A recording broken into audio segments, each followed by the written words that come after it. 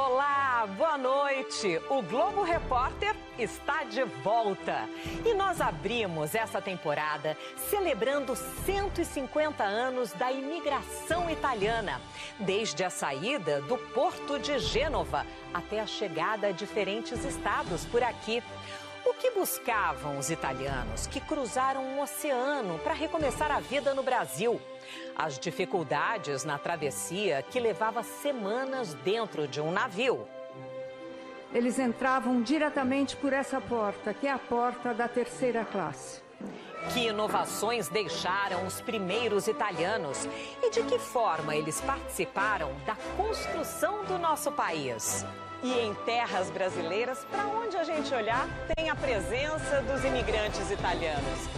Histórias de descendentes que preservam paixões, tradições e a memória dos antepassados. O tempo não para, mas a história fica. O relógio veio da Itália, 150 anos atrás. Esse é um programa sobre coragem, trabalho e esperança.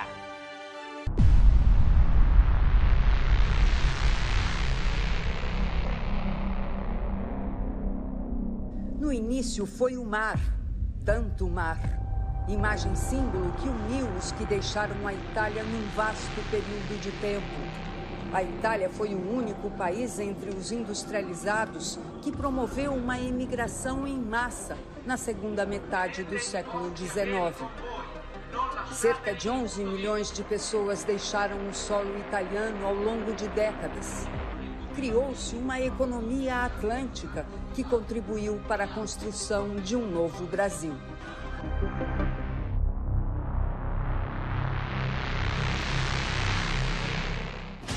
E em terras brasileiras, para onde a gente olhar, tem a presença dos imigrantes italianos. Neste lugar, por exemplo, exatamente aqui, onde nasceu a capital paulista, eles fizeram este monumento em homenagem aos fundadores de São Paulo.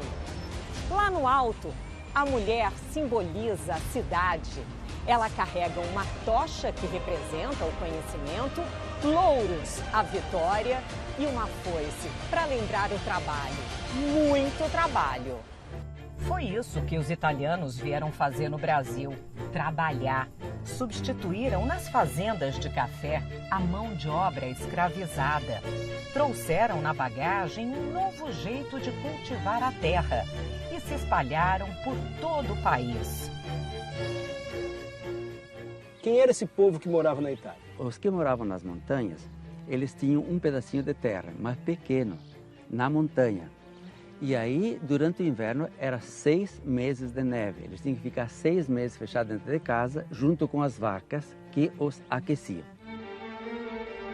Saímos de Roma em direção a uma cidade que acabou tendo um enorme significado para grande parte dos 30 milhões de descendentes de italianos no Brasil, Gênova. O Museu da Imigração foi instalado numa construção medieval. Possui um arquivo de 5 milhões de nomes de imigrantes italianos que podem ser consultados. Quase 50% dos que foram embora. É a mais importante documentação da imigração italiana no mundo.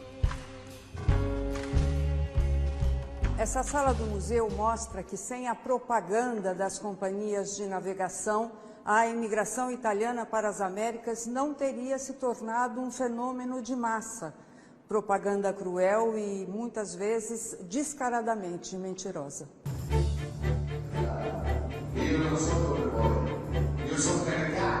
Neste vídeo, quem tenta convencer os compatriotas a pegar um navio é um imigrante bem-sucedido. Ele promete o impossível.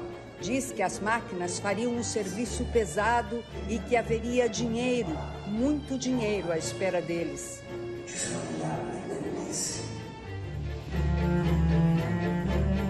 E eu nunca imaginei de estar aqui, né, nesse lugar, exatamente onde o meu avô passou. Frei Arlindo é neto de um italiano que chegou ao Rio Grande do Sul saindo de Gênova. Também foi enganado pela propaganda de riqueza que só beneficiava os donos de navios. E eles foram convencidos a vir para o Brasil, então? Sem dúvida, porque era algo que lhe dava esperança. Porque lá na época não tinha industrialização. Eles não tinham começado ainda a ir para a cidade trabalhar. E então... Eram agricultores. Eram agricultores que trabalhavam para a sobrevivência. Aí chega essa propaganda, vou nessa, vou encarar essa aventura. Então, chegou uma pessoa que me contou, né? Estavam jogando baralho. Disse, você vai para a América? Vou. Eu também vou. Os que estavam jogando cartas aí, todos foram para casa, disseram para a mulher, mulher, prepara as tralhas que nós vamos para o Brasil. E elas se desesperavam, porque o homem tinha coragem, mas as mulheres choravam, se desesperavam. Chegando ao porto de Gênova, o povo simples das cidades pequenas, dos vilarejos, de norte a sul da Itália, encontrava dificuldades. Essa parte do museu tenta passar um pouco das emoções que os imigrantes sentiam com essa confusão de vozes, tanto no porto de Gênova como nas ruas próximas. Um pouco da ansiedade e do medo também. Irritado, esse vendedor de bilhetes manda tirar as crianças da frente. Esse morador na janela reclama da confusão que tanta gente provocava. Os donos dos navios não diziam o dia que o navio saía. Ele dizia que o navio saía, por exemplo, no dia 20 e, na verdade, ele saía no dia 30 ou no mês... Porque daí eles ficavam lá em Gênova, eles tinham que comer, beber, dormir e eram logrados de todo jeito. De tal forma que quando eles chegavam aqui, praticamente não tinham mais dinheiro nenhum. Os italianos partiam daqui, da Ponte dos Mil, que hoje é usada para o embarque dos grandes cruzeiros. Mas no século XIX entrou para a história de Gênova como um território triste de separações de famílias, mas também de sonhos dos que iam embora para fazer a América. Mas os que chegavam depois de uma viagem de meses demoraram a fazer a América, expressão usada que significa enriquecer na América. A princípio, tiveram que continuar a lutar para sobreviver. Os italianos atravessaram o Atlântico, também navegaram pelos rios do Brasil. Eles foram muito importantes para que os imigrantes conseguissem chegar às áreas mais longe do litoral, mais ao interior do país, como aqui, na Serra Gaúcha.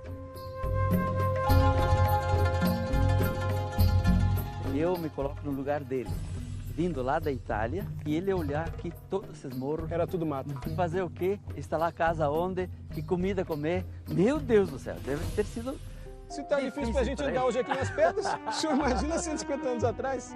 Havia um acordo entre os governos para ajudar os imigrantes no primeiro ano. Frei, agora eles já chegaram aqui, se instalaram e eu vou voltar para a primeira pergunta, sobre a propaganda que fizeram na Itália. Alguma coisa que foi prometida na Itália de fato aconteceu quando os italianos chegaram ao Brasil?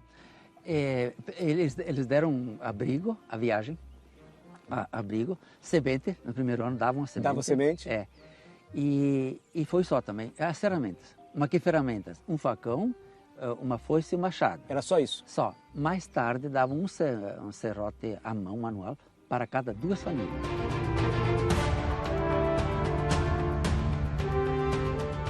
Na cidade, a mão de obra especializada começava a ser valorizada. As ondas de migração italiana cresciam e desembarcavam para ajudar a erguer São Paulo. O principal responsável pela nova cara da cidade era o Escritório de Construção Civil de Ramos de Azevedo. O engenheiro arquiteto brasileiro, filho de português com africana, dava oportunidade aos que vinham de fora. Vocês têm que imaginar que esse escritório produziu o grosso das nossas obras públicas e muitas das decisões foram tomadas daqueles janelões termais do último andar. Ali ficava o escritório do Ramos de Azevedo, no 6º pavimento. E daqui ele descortinava a cidade que ele ajudou a construir. Naquele andar trabalhava um séquito de italianos que faziam normalmente esse trabalho, né, tanto de desenho como de acabamentos e arremates. Vamos em direção As aulas pelas ruas da cidade são para apurar o olhar dos futuros arquitetos. Eles aprendem a identificar as obras feitas por italianos. Aliás, mesma origem da professora e tantos por aqui.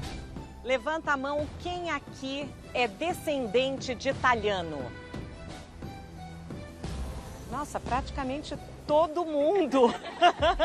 É muita italianada. E lembre-se que São Paulo, em 1920, que está no auge, tinha em torno de 600 mil habitantes.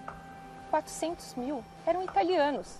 É, e o primeiro arranha-céu na cidade dos arranha-céus foi construído justamente por um italiano. Aqui, claro, a obra magistral do comendador Martinelli, um empresário, se posicionar como o maior arranha-céu da cidade naquele momento, em 1929. Como ele rompe, né, o skyline para provar que esse edifício parava em pé, porque ele é de concreto, né, ele coloca no topo do edifício a sua residência.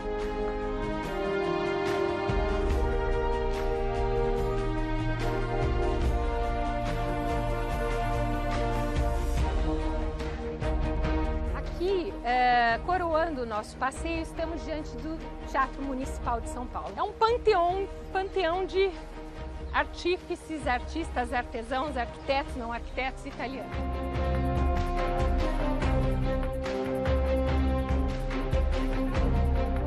O Templo para as Artes, o MASP, foi erguido na avenida mais paulista da cidade pela arquiteta Lina Bobardi. E é uma italiana. E aí o Bardi coroando com a composição daquela coleção. É a nossa coleção de arte, né? E é uma caixa de concreto que parece flutuar, assim como os quadros nos cavaletes de vidro. É fantástico.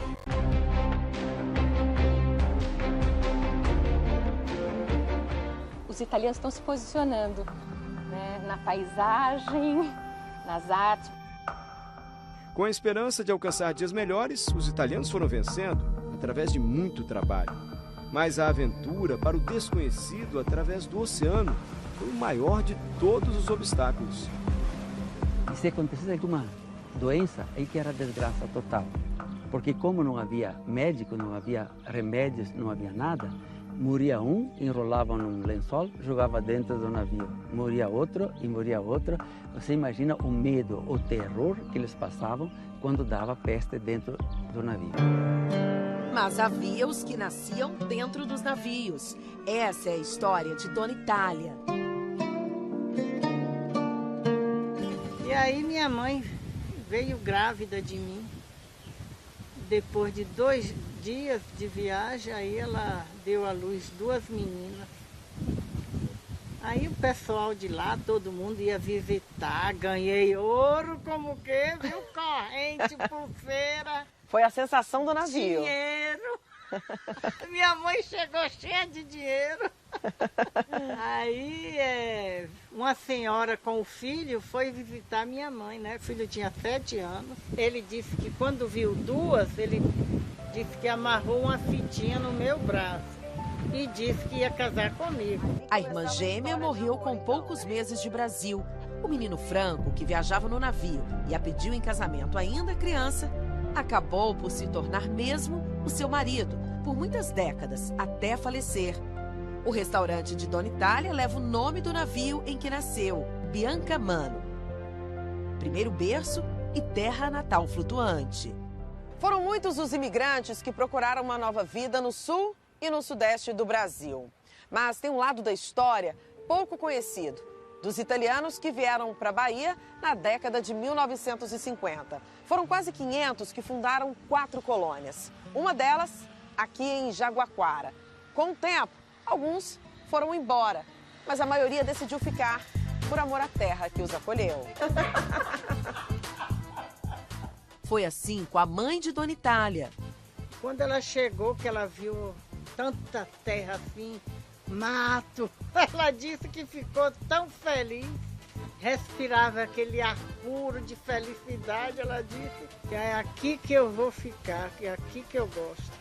O irmão, que chegou no Brasil com 2 anos de idade, conta que a agricultura não teria sido a mesma sem os italianos. Quando o italiano chegou, como veio pessoas que eram do campo, eles implantaram uma agricultura mais modernizada. A ideia da empresa familiar, obviamente, onde todos os membros, as mulheres, os filhos grandes, tudo quanto contribuíam. A ideia de uma associação para vender os seus próprios produtos, que isso é decisivo, de fato, não só cultivadores, mas também empreendedores. Introduziram novas espécies, o couve, o tomate. Repolho, cenoura, pepino, pimentão. Olha aqui a uvinha, ainda está crescendo. É todo mundo muito alegre. Com muita alegria e simpatia, Dona Itália hoje está aposentada, depois de 43 anos à frente do restaurante. Mas a vida continua agitada e com a Itália sempre presente.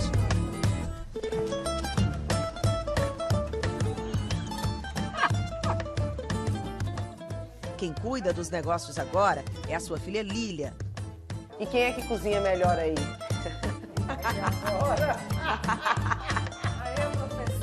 Tradição que passa de mãe para filha. E a partir do momento que você está, né, à frente dos negócios da família, é uma forma de honrar essas tradições, né? Com certeza. Espero poder honrar a altura deles, né? Manter as tradições, seguir o exemplo deles, né? E passar isso para nossos filhos, gerações futuras. E a gente se emociona.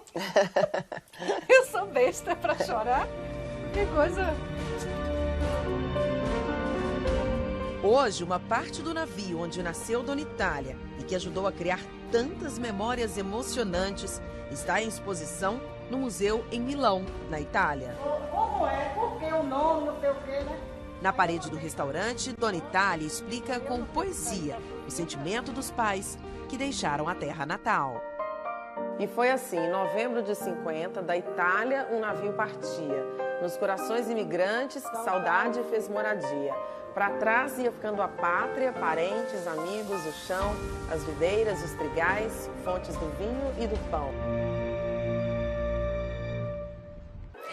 Daqui a pouco, o trabalho em família, uma tradição italiana e a luta de um descendente para encontrar a própria história. A gente volta já.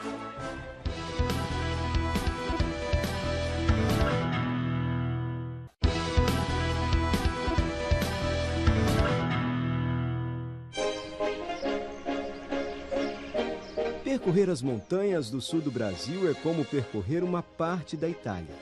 É como se as lembranças estivessem espalhadas pelas plantações. São caminhos de beleza e de fartura. Nesses campos, encontramos aquilo que o italiano mais valoriza: a família e a terra. Quem vive aqui recebeu de herança o dom de cultivar nas montanhas. Não estamos falando só das uvas.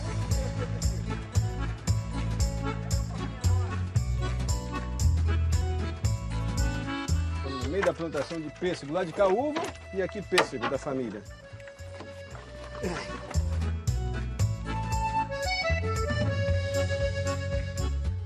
Eles enriqueceram essa paisagem com vários tipos de plantação. O bisavô de Gelson Molon tinha 9 anos quando chegou ao Brasil junto com os pais. Até hoje, a família cuida dessas terras. Os mais jovens acompanham o trabalho da família brincando. É como se fosse uma cooperativa familiar italiana. Isso.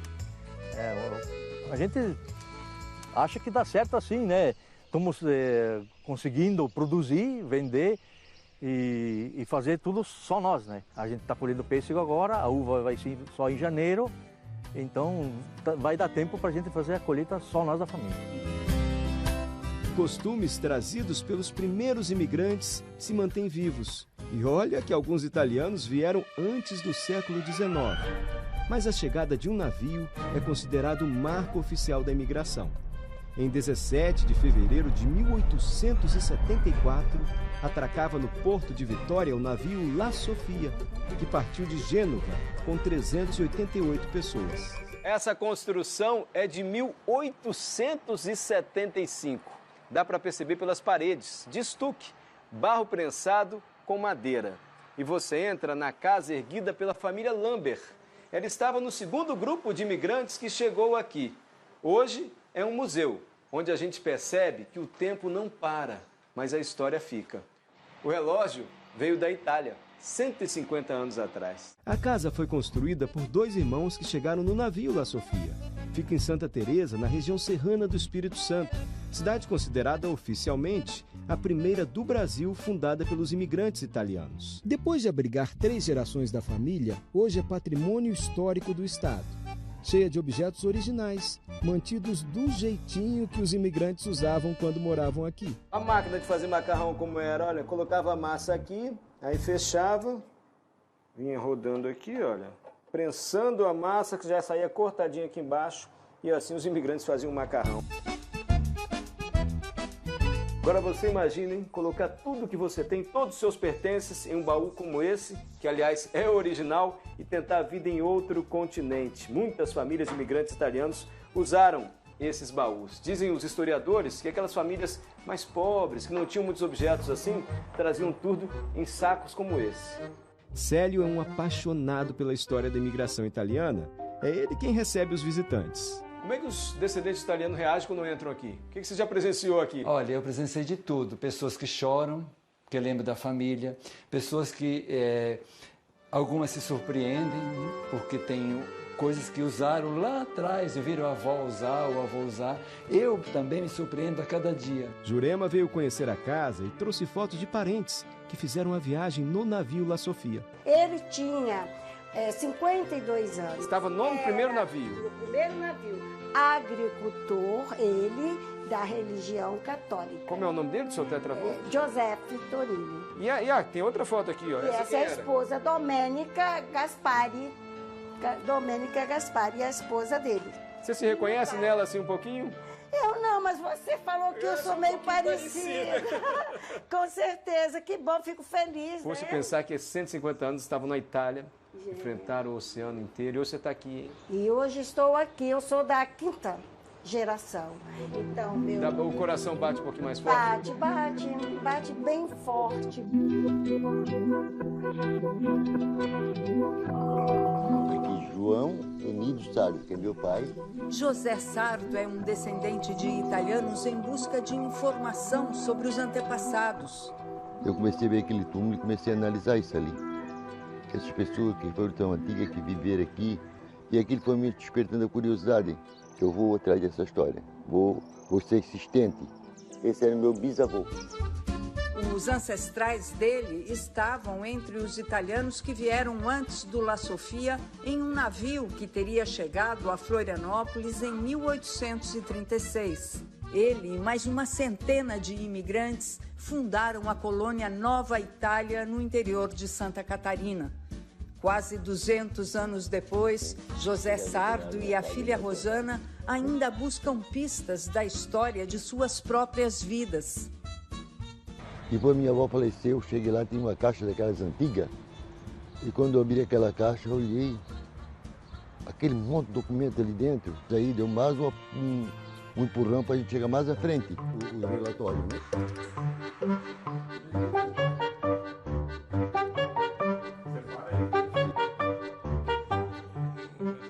Os registros do navio se perderam, mas ele não desiste de procurá-los. Quer que o neto saiba de onde veio. E se eu estou aqui, é porque eles passaram por aqui. Senão eu não estaria aqui. E é muito triste que a pessoa, quando ele só pensa para o futuro e para o presente, e ele esquece da história. Porque quando ele passar a ser uma história, ele também vai ser esquecido. Rosana, a filha de José Sardo, dá aula de dança e criou um centro de costumes italianos na própria casa. Eu lembro, assim, desde muito pequena, as pessoas chegaram até a minha casa e pediam informações sobre a colônia. E aqui ninguém falava, e ele falava muito nisso, sempre falou, desde muito cedo. O sonho de José Sardo é conhecer os parentes italianos. Abraçar aquelas pessoas e assim, já quem não puder nunca se encontrar no passado, e quanto que chorar de saudade, quanto tristeza que eles passaram, deixar a terra natal, deixar parente, deixar pai, deixar mãe que era solteiro, de saber que era uma despedida para sempre, hoje eu poder se encontrar, se familiarizar de novo, sabe? E dizer assim, vocês estão lá e nós temos aqui. Mas nós temos italianos que temos aqui e vocês são italianos que estão lá.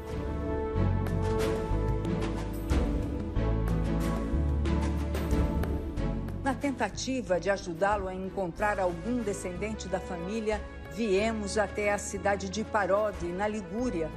Mas eles também saíram daqui e não há nenhum registro do Sardo nos dias atuais. Bom dia, Rosana. Bom dia, seu Saulo. Tudo bem? Bom dia. Bom dia, Ilse. É um prazer para mim estar aqui nessa terrinha de vocês, de onde saíram os seus antepassados, naquele longínquo 1836.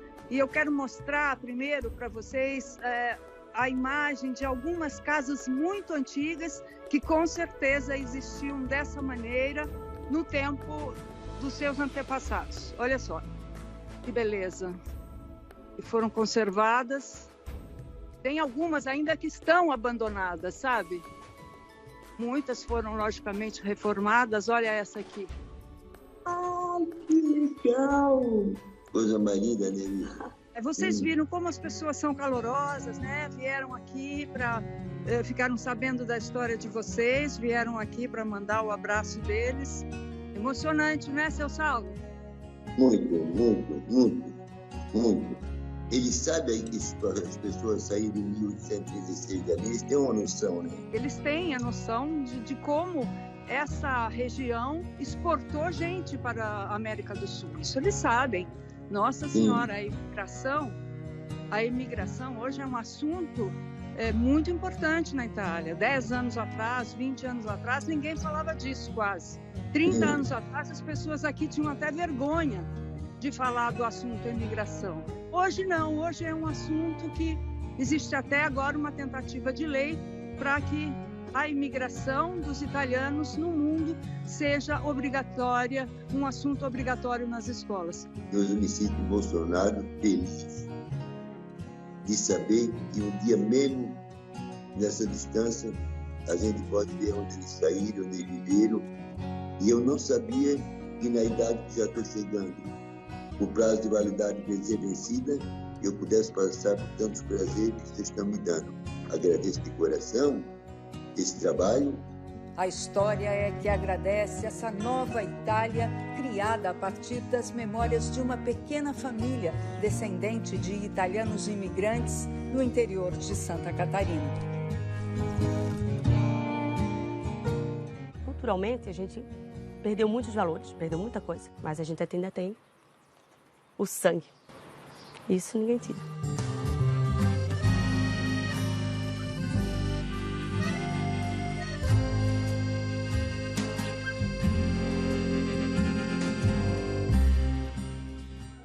A seguir, a música e o futebol.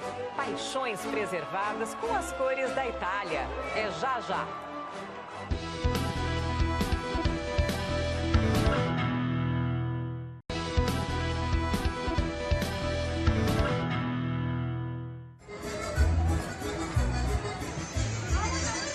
A Itália conseguiu superar a fome do pós-guerra e reconstruiu o seu idioma. É preciso dizer uma coisa que pouca gente sabe. Esses italianos que vieram para cá, os primeiros, lá para trás, e muitos deles durante muito tempo, esses italianos não falavam italiano. Aí você vai dizer, como assim? Italiano que não fala italiano? Sim, o italiano como língua nacional ganhou força depois da Segunda Guerra Mundial, quando a escola foi democratizada. Fortaleceram a língua, a economia, o cinema. Um filme de 1960 de Federico Fellini conseguiu mudar mais rapidamente a imagem da Itália no imaginário dos descendentes do continente americano, A Doce Vida.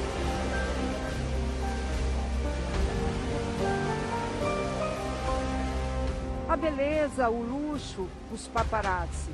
Cenas com esta deslumbrante fonte associadas a um estilo de vida bem diferente daquela Itália dos imigrantes.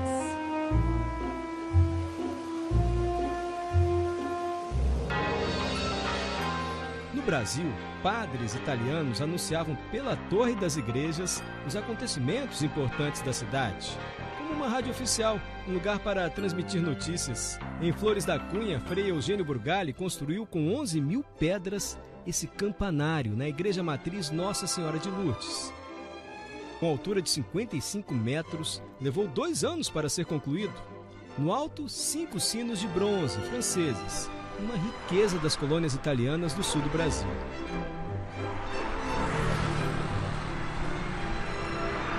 Quando chegaram ao Brasil, os italianos trabalhavam muito e precisavam se divertir também. Foi isso que passou na cabeça de um padre que pensou o seguinte: eu vou proporcionar o lazer por meio da música.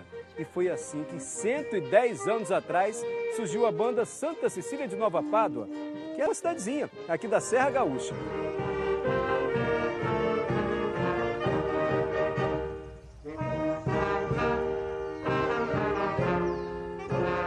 São agricultores, empresários aqui da região que vão tocando a banda para frente. Pois é, tudo a base do coração, a base de agradar, de alegrar.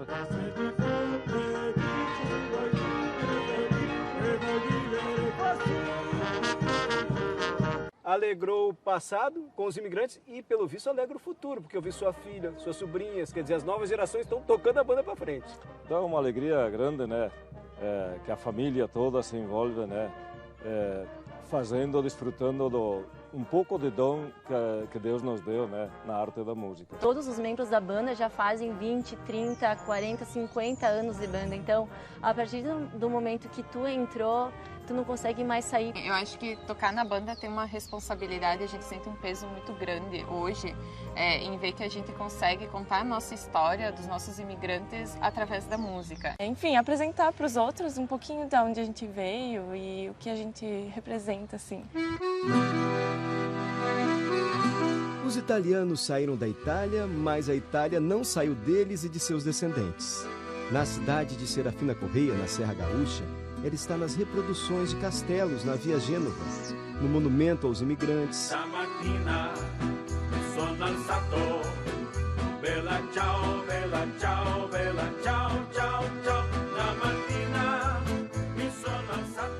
No pequeno Coliseu Romano e até no idioma ensinado nas escolas. Io vedo pesce giallo. Esse? Leone! Todo mundo aqui é filho de italiano? Eu sou filha de polaco e italiano. Filha de polaco e italiano. E você gosta de aprender italiano? Sim. Por quê? É porque é a língua da minha avó e da minha mãe. Eu acho importante que eles tenham essa vivência e não se deixem morrer essas tradições, as nossas raízes. Isso que é o mais importante. Aqui tem espaço para o passado no meio dessa turma toda, que está a caminho do futuro. Na adaptação à nova terra, os imigrantes criaram um estilo mezzo-italiano, mezzo-brasileiro. Aqui em São Paulo, há um século, fundaram um time de futebol para chamar de seu. Então, logo eu nasci, meu pai correu fazer minha inscrição como sócio do Juventus. Antes de registrar no cartório? Antes do certidão de nascimento, eu tinha a carteirinha do Juventus. Olha, muito obrigada. Obrigada, E na hora de casar, Dona Cecília teve que aceitar outro pedido do seu Ângelo. O meu bolo de casamento tem o símbolo do Juventus em cima. Mas essa era a paixão sua ou era a paixão dele? A paixão dele, mas eu concordei, porque senão ele não casava. 8 anos namorando, aí eu falo pra ele, não quero o símbolo do Juventus. O que você acha? Não, de põe jeito o Juventus. Põe o Juventus e põe a aliança no meu dedo. Exatamente. Né?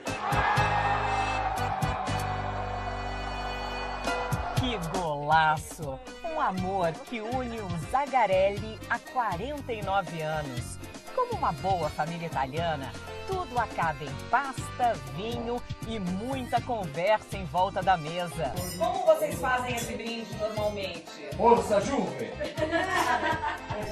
O pai de seu Ângelo chegou ao Brasil com 1 ano de idade e foi um dos fundadores do Juventus. E pelas mãos da avó, muitos ítalo-brasileiros vieram ao mundo. Agora, minha avó foi parteira de muita gente aqui na Moca. De vez em quando ainda encontro alguém daquela época que recorda e fala, não, foi a sua avó que eu nasci graças a ela. Ela que me trouxe ao mundo, Ela que me trouxe ao mundo. Pelas mãos dela. Sim, sim, sim. Que orgulho isso, muito né? Orgulho, muito orgulho. Eu tenho orgulho da minha família. Imigrante é esse povo que para sempre vai carregar no coração duas pátrias. A que teve que abandonar e a que o acolheu quando precisou.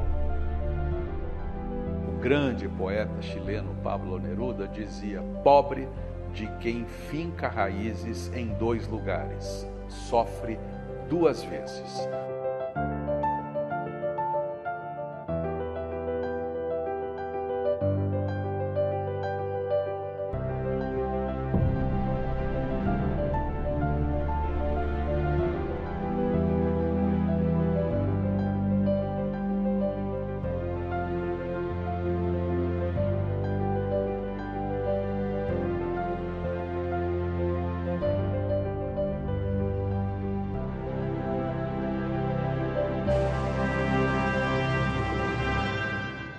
O Globo Repórter termina aqui.